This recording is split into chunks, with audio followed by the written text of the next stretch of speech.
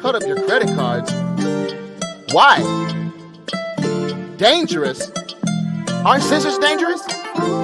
Listen, man. Scissors, fire, pillows. If you don't know what you're doing, everything's dangerous. Only sucker MCs cut up their CCs. Never cut up your leverage, you were taught wrong. Tap, swipe, and insert till debt is all gone. From debt to wealth, what you talking about? You want to use debt for wealth, then get your cards out and start smoking your loans like Smokey Robinson. Whether it's a car or your home, bro, it's all a sin. Ignorance is bliss. If you're a bank, you take a fool to school, but you can't make him think. Cut up the crazy and study your credit cards. Cut up the crazy and study your credit cards. Knowledge and action.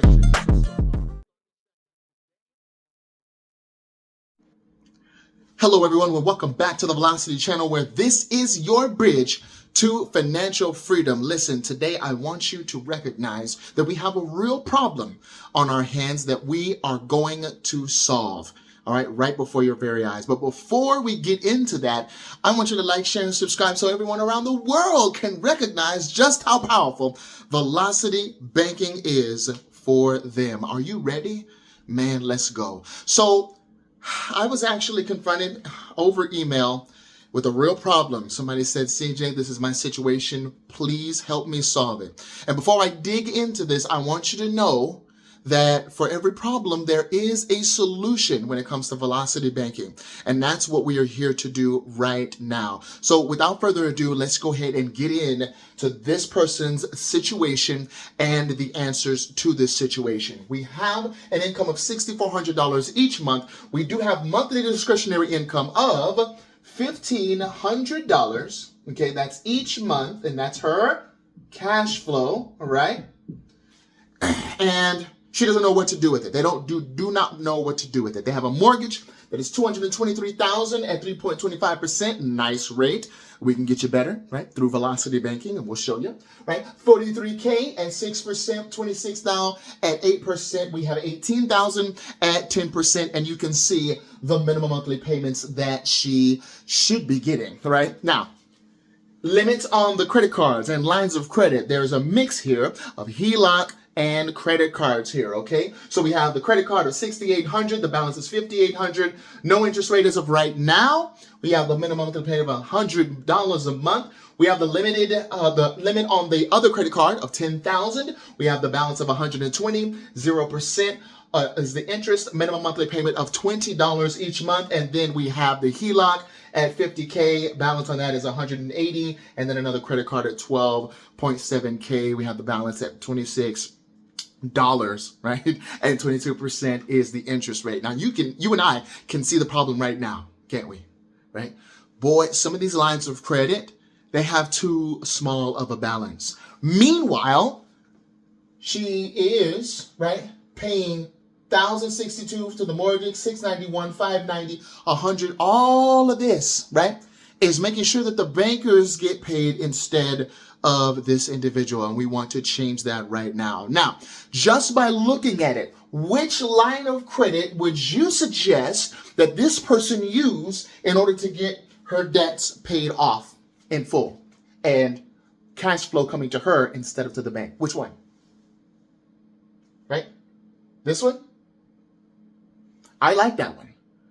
I like that $50K. I like those high limits simply because the credit utilization is still a factor when it comes to the credit bureaus and building your credit. And so she can be under 30% and take a chunk from that HELOC and place it towards the principal of one of these loans, can't she? And she'd still be under the 30%. So let's see, 30% of 50,000 is what, 15,000? All right, so she can be like 14,000, or, you know, our favorite number, 12,000, right? And she can put that towards either her car loan or her other car loan, or she can put it to her mortgage principal. This is the key factor here, all right? So let's go ahead and use first this HELOC here to get rid of one of these loans. But how do I figure out which loan to get rid of? Oh, I'm so glad you asked. Watch this. So we drew up the formula, right? Cash flow index. That's what CFI stands for. And you're going to put your loan balance as the numerator, you're going to divide it by the minimum monthly payment. Don't worry, I've already done that for you. And we're going to have numbers, right? 209, 62, 44, and 180. And these numbers represent the order in which you should pay off your loans. Now, if you have a number between 0 and 50, that's an inefficient loan. Let's go ahead and see if we can find any 0 to 50 here, because those are the ones that are cash flow sucking you. They are sucking the most cash flow relative to what you're getting. So let's see if we have anything 0 to 50 here. Oh, yes, we do. We have the 44. So this one is going to be the one that we absolutely target. Why? Because we recognize that this monthly payment is massive according to what we're given, the $26,000. Now, this is what we want to do.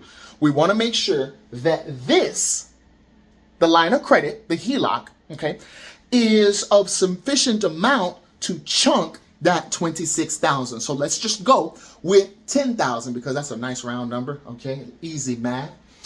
And we're going to say, excuse me, banker, lender, rich person that's making money off of me and others. Let's go ahead and put $10,000. I want to put $10,000 towards this $26,000. That's going to turn out to be $16,000 because $26,000 minus $10,000 is $16,000. Now, what is the interest rate going to be feeding off of? It's not going to be feeding off the $26,000 anymore, is it? It's going to be feeding off of the $16,000. Now, remember, you still have a HELOC over here, so how are you going to pay it? Pay it. There you go. Your income. So whether you want to put 100% in that HELOC or whether you want to put a portion of it into the HELOC, just make sure, because you already got $1,500 each month, just make sure that $1,500 that each month is staying in the HELOC, because that's what's paying it off each and every month. And the good news behind this is, does it have to be $1,500 each month? And you may say, well, what if something comes up? My goodness, we're in existence and something's going to come up, isn't it? Okay. And so that's okay, because guess what you have? You still have that line of credit. You still have cash flow. So if you only can do $500, that's okay, because you're going to be paying part of your expenses through where? That HELOC. All right. That's the biggest thing you need to know. Now, what's the next step?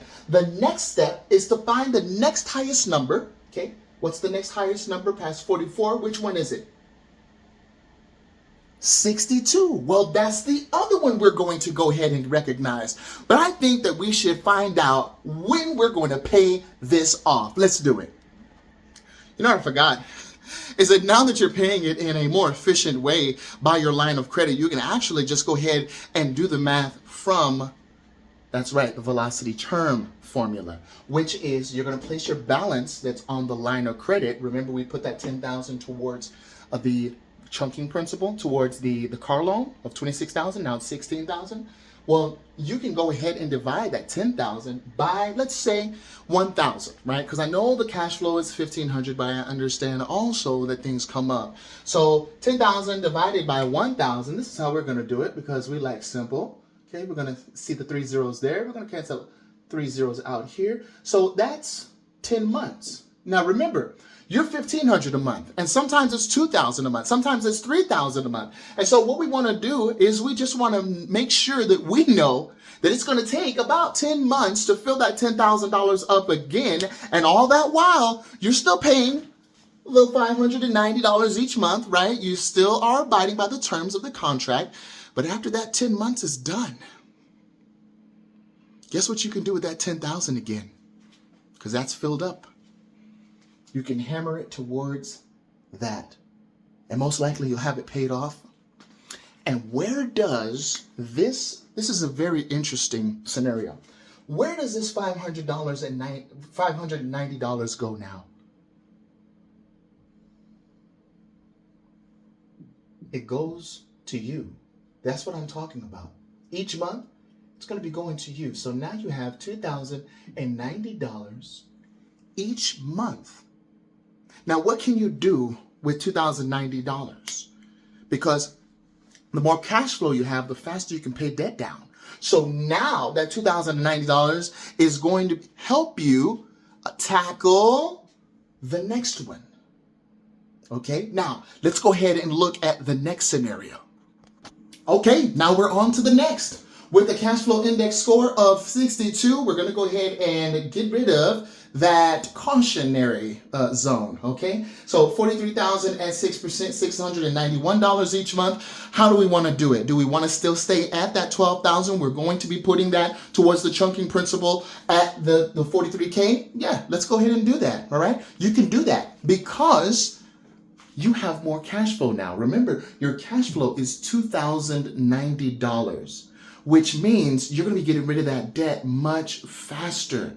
And here's what I mean. You're going to deploy that $12,000 from the HELOC, right, that $50,000 HELOC. Deploy that $12,000, you're still under 30% on that, okay? And you're going to deploy it to that chunking principle, okay? Right, to the 43. Okay, it's going to be significantly less. Can we do the math in our head? Do we want to do the math in our head? This is on YouTube. 43 minus 12. I have to look, sorry, 31? Is that what it is? Yeah, right? Yep, just double check it. So 31,000, right? And remember, you're gonna continue to keep it on a monthly, keep that payment going, the $691 each and every month, okay?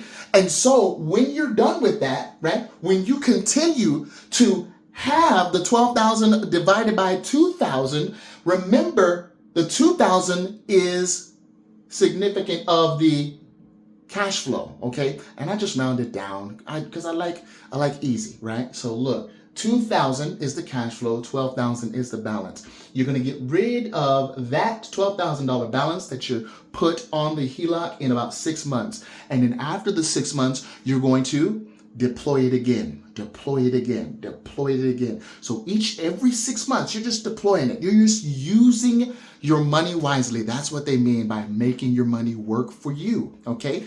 Now, after you're done with this, okay, let's go ahead and put an X on that. What happens next? Well, don't forget that $691 a month belongs to you. So now it goes to you.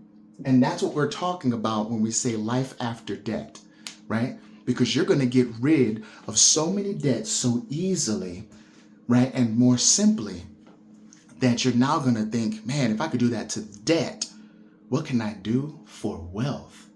And that's where it's at. Now, believe it or not, there is a much better way to do all of this. You don't have to do the whiteboard thing. You don't have to do the hand to the stylus to the iPad thing, okay? Or pencil to paper, if you're like me, right? You don't have to do that. We have a management software now, right? Automated velocity banking. And we want to show you what we mean by stepping into the 21st century. There was a typewriter period, okay? And it was good for that period, right? And then there's the computer period, which we're in right now. And so please, please, please dump fossilized banking and enter into velocitized banking. Yes, there's a much better way to do all of this, where they're going to the system tells you, you know what? You should actually put this here and that here. And all of a sudden in 5 to 7 years, right? 5 to 10 years, and as little as 5 to 10 years, you're done with not only the mortgage, you're done with all these car payments, and you're wondering, how did that happen? Time and balance. That's how that happened. Folks, thank you so much for tuning in. Please schedule a call with us so we can go over the cash flow management system with you. I really appreciate every single last one of you. God bless you. And let me know if you want to see more stuff like this. This is my bag right here. So I geek out, all right? And I hope I didn't lose you, all right? And I hope you guys are fired up to learn even more about velocity banking and, more importantly, to take action. God bless you. We'll see you soon.